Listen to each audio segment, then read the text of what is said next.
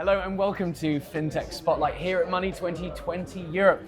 Now we're doing a spotlight on Giesecke+Devrient and etc. to find out a lot more about these organizations and how they're shaping the future of payments. And joining me here is Quintin Stephen from Giesecke+Devrient. Quintin, how are you doing? You good? Well, and you? Oh, absolutely brilliant. Really loving the time here. But Quintin, for our viewers who might not have seen you, could you please tell us a bit more about yourself and your role at Giesecke+Devrient? Yeah, so Quintin Stephen, I've been at G&D for 5 years. Focused on strategy for a long time, but very recently moved into a role to drive our authentication solutions because obviously this is a key aspect of digitization. Now, with digitization comes a whole lot of new onboarding and security issues. A lot of stats say that consumers view certain elements to be stronger than others. Would you say that passwordless authentication is the future? Absolutely, right. and for the following reasons. Yeah. When you look at passwordless authentication, most systems have been relying on a shared secret, which is a password. Yeah. So when you talk passwordless, and it's a common term, but what you're really talking about is biometric authentication, and that's something I have. When you do authentication, you have it with you the whole time. It's easy to use. You open your phone today, you open your iPad, with biometrics. People have become very comfortable with it. Yeah, now that comfortability is the most important word there, really. It's reducing friction while increasing security.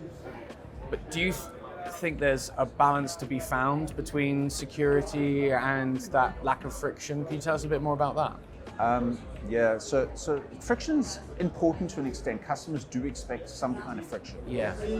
And it's depending on what they're doing. Yeah. What kind of transaction are they approving, or access to their account. You don't want too much friction, on the other hand, because you lose customers. I think the big challenge that we've had is that in the current thinking, or what has evolved in the payments environment, has been an evolution. So we started with branches, and it was signature, sign your checks. Then we moved to ATMs, and it was a card with a PIN. Then we moved to internet banking, was a username and a password. Yeah. Then we moved to mobile phones, and suddenly we had new technology called biometrics. The problem is that as the banks have evolved, they haven't been able to always adapt all those channels. So the friction was pulled with using older forms of authentication, like passwords, like one-time passwords with SMS. And it's really, we're at that point now where there's a big leap forward. We need that leap, where we take the new technologies and move them back into the system. Why can't I go up to an ATM and use my fingerprint with my card instead of putting in a PIN number? It should be there, for example. I see, that speaks volumes to me, because we talk about payments orchestration and it's so often tied to the back end, but actually the consumer facing thing, I don't know if an e-commerce supplier is going to send me an SMS this time, or an email, or my bank's going to send me a letter in the post to clear my security. We need to take it back to the basics, streamline it, and go from there. 100%. So, from passwords to passkeys, can you elaborate on that narrative? What's the difference? Okay, a good question, because passkeys it's not a buzzword, it's actually a real thing, it's a product. Right. And effectively what has happened is the big techs have taken the FIDO standard, looked at one of the friction points, and this is my interpretation, looked at one of the friction points, and that is the onboarding.